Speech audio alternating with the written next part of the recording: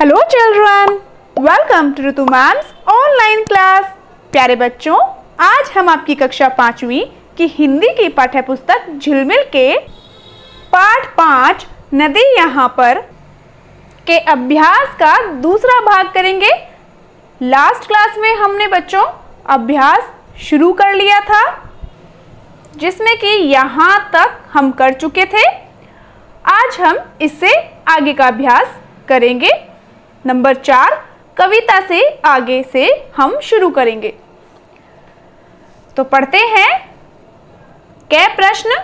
भारत के मानचित्र में गंगा, यमुना और इनकी सहायक नदियों के उद्गम स्थल को देखें और उनके तट पर बसे हुए 5 प्रमुख नगरों के नाम लिखें। तो देखो बच्चों, यह है भारत का मानचित्र और मानचित्र में देखो यह है गंगा नदी और गंगा नदी का उद्गम स्थल कौन सा है? देखो, यहाँ से निकलती है गंगा, गंगोत्री से। यह है गंगा नदी का उद्गम स्थल। और यहाँ देखो यह है यमुना नदी। यमुना नदी कहाँ से निकलती है? यहाँ से। यह यमुना नदी का उद्गम स्थल है, यमुनोत्री कहते हैं इसे। यमुना नदी का उद्गम स्थल कौन सा है? यमुनोत्री, ठीक है। और गंगा नदी और यमुना नदी के तट पर बसे हुए 5 प्रमुख नगरों के भी नाम लिखने हैं हमें। तो देखो बच्चों, यहाँ लिखे हैं मैंने, ऊपर लिख दिया है नदी, उद्गम स्थल लिखना है, फिर उसके नीचे ऊपर मैंने हेडिंग बनाकर लिखी है, यहाँ तट पर बसे नगर, इनके नीचे लिखे जाएंगे, ठीक है। तो यहाँ नदी का नाम लिखा है गंगा। गंगा नदी का उद्गम स्थल कौन सा है बच्चों? गंगोत्री। और गंगा नदी के तट पर बसे कौन कौन से नगर हैं? हरिद्वार, काशी, इलाहाबाद, और भी बहुत से हैं, पर यहाँ 5 कहा था दोनों नदियों के तट पर बसे नगरों को मिलाकर, तो मैंने यहाँ सिर्फ 3 लिखे हैं और यहाँ 2 लिखे हैं। अगली है नदी यमुना नदी। यमुना नदी का उद्गम स्थल आपको मैंने बताया और दिखाया भी था ना, यमुनोत्री है। और यमुना नदी के तट पर बसे नगर कौन कौन से हैं? मथुरा और दिल्ली, ठीक है बच्चों। तो चलो अब अगले पेज पर चलते हैं। तो देखो बच्चों, पेज नंबर 27 पर। तो बच्चों पेज नंबर 27 पर आ गए हैं हम। चौथे प्रश्न का ख भाग मिलान करें। तो देखो यहाँ पर कुछ शब्द दिए गए हैं जिनका अर्थ उनके सामने लिखा है पर ऊपर नीचे लिखा है। हमें क्या करना है? इनके सही अर्थ से उनका मिलान करना है। जैसे देखो, पहला है संगम। संगम क्या होता है बच्चों? इनमें से उत्तर ढूंढना है कि संगम का क्या अर्थ है। नदी का किनारा होता है या फिर पहाड़ों के नीचे वह क्षेत्र जिसमें नदी पत्थरों में छिप जाती है, या फिर नदी के आसपास का वह क्षेत्र जिसमें बरसात के दिनों में पानी भर जाता है, या फिर जहां 2 नदियां मिलती हैं। तो संगम होता है जहां 2 नदियां मिलती हैं। तो हम क्या करेंगे? इससे इसको मैच कर देंगे। देखो बच्चों, ये कर दिया है मैच। अब नेक्स्ट देखो, डेल्टा। डेल्टा क्या होता है? देखो यहाँ तक तो हमने रीड कर लिया था ना। इनमें से कोई ऑप्शन है जिसे डेल्टा कहते हैं? अगला पढ़ते हैं। देखो यहाँ तक हमने रीड कर लिए थे। नदी जहाँ समुद्र में मिलने से पहले गाद अर्थात कीचड़ जमा कर देती है। तो बच्चों डेल्टा इसी को कहते हैं। नदी जहाँ समुद्र में मिलने से पहले गाद मतलब कीचड़ जमा कर देती है, उसी को डेल्टा कहते हैं, ठीक है। तो हम क्या करेंगे? डेल्टा को किससे मैच करेंगे? इससे मैच करेंगे, ठीक है। अब नेक्स्ट है उद्गम। उद्गम क्या होता है? यह तो आपको पता होगा, जहाँ से नदी निकलती है ना। तो देखो यह रहा नदी जहाँ से निकलती है, तो मैच कर देंगे।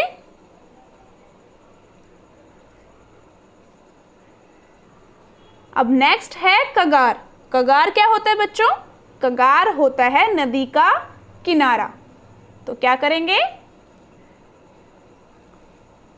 इससे मैच करेंगे, ठीक है। अब नेक्स्ट है कछार। कछार क्या होता है बच्चों? कछार होता है नदी के आसपास का वह क्षेत्र जिसमें बरसात के दिनों में पानी भर जाता है, उसे क्या कहते हैं? कछार कहते हैं। तो ये मैच कर दिया, ठीक है। नेक्स्ट है भांभर। अब देखो बच्चों, भांभर बचा है और तराई बचा है, और ऑप्शन कौन कौन से बचे हैं? एक तो यह वाला है और एक यह वाला है। तो इन दोनों में से हमें एक छांटना है। तो बच्चों, भांभर होता है पहाड़ों के नीचे वह क्षेत्र जिसमें नदी पत्थरों में छिप जाती है, ठीक है। वह क्षेत्र जिसमें नदी पत्थरों में छिप जाती है उसे क्या कहते हैं? भांभर। तो हम इससे मैच कर देंगे, ठीक है। अब लास्ट वन देखो क्या है? तराई। अब यही ऑप्शन बचा हुआ है। तो तराई किसे कहते हैं? पत्थरों में छिपी हुई नदी जिस क्षेत्र में पुनः प्रकट होती है और दलदल का निर्माण करती है उसे क्या कहते हैं? तराई कहते हैं, ठीक है। मैच कर दिया है ये भी। अब बच्चों इससे आगे देखो, आगे चलते हैं ग पर। दी गई वर्ग पहेली में भारत की प्रमुख नदियों के नाम छिपे हैं, इन्हें ढूंढें और लिखें। यह तो बड़ा ही मज़ेदार खेल होता है बच्चों के लिए, है ना बच्चों? चलो फिर पहले बच्चों आप स्वयं करके देखेंगे इस खेल को, ठीक है, और फिर आप आंसर देखेंगे। कैसे करना है आपको? वीडियो पॉज करनी है पहले और फिर पेंसिल से स्वयं करके देखेंगे। बाकी जितने रह जाते हैं, आपको नाम नहीं मिलते हैं, फिर वीडियो प्ले करनी है और वीडियो में देखना है। देखो बच्चों, सबसे ऊपर नज़र आ रहा होगा आपको यमुना, ठीक है, और यहाँ देखो कृष्णा, और यहाँ देखो क्या है? गोदावरी। यह रहा गोदावरी। और देखो यहाँ कावेरी है, और ये देखो नर्मदा है, और यहाँ पर देखो ये व्यास है। यहाँ देखो ये है झेलम है, और यह चिनाव है, और बच्चों यहाँ ताप्ती नदी है, और देखो गंगा, यह रही गंगा। और देखो कोई रह गई क्या? देखो यहाँ पर एक नदी तो बन रही है परंतु इसका नाम सही नहीं लिखा हुआ, ये वाली।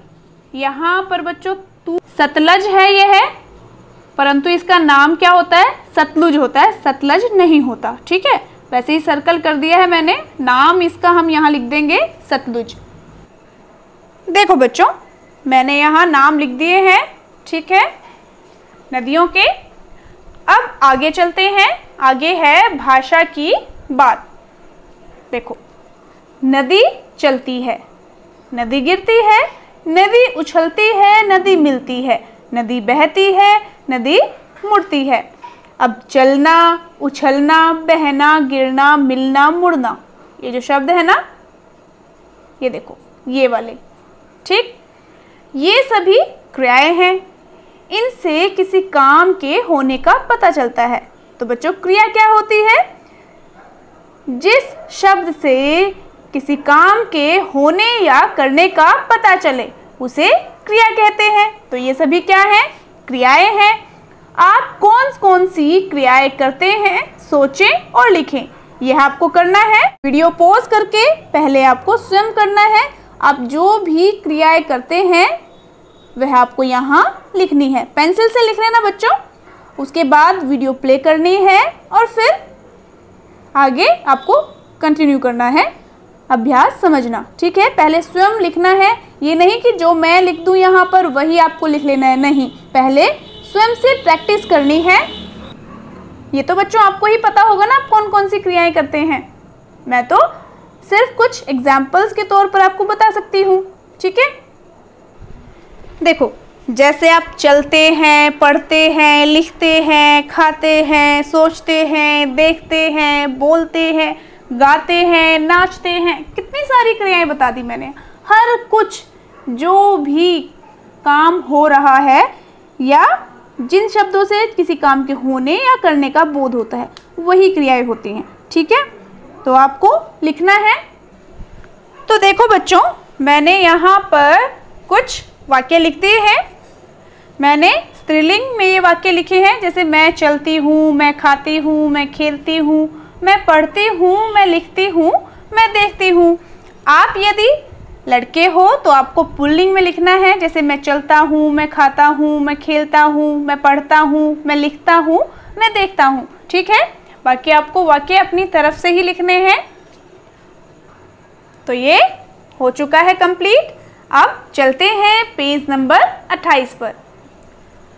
अब देखो बच्चों, पेज नंबर 28 पर है कुछ शब्द ऐसे हैं जो पूरे वाक्य का अर्थ देते हैं, जैसे अमर। अमर का अर्थ होता है जो कभी न मरता हो, ठीक है, उसे क्या कहते हैं? अमर, जो कभी न मरता हो। अब अमर शब्द से क्या इस पूरे वाक्य का अर्थ पता लग रहा है ना, इस एक शब्द से।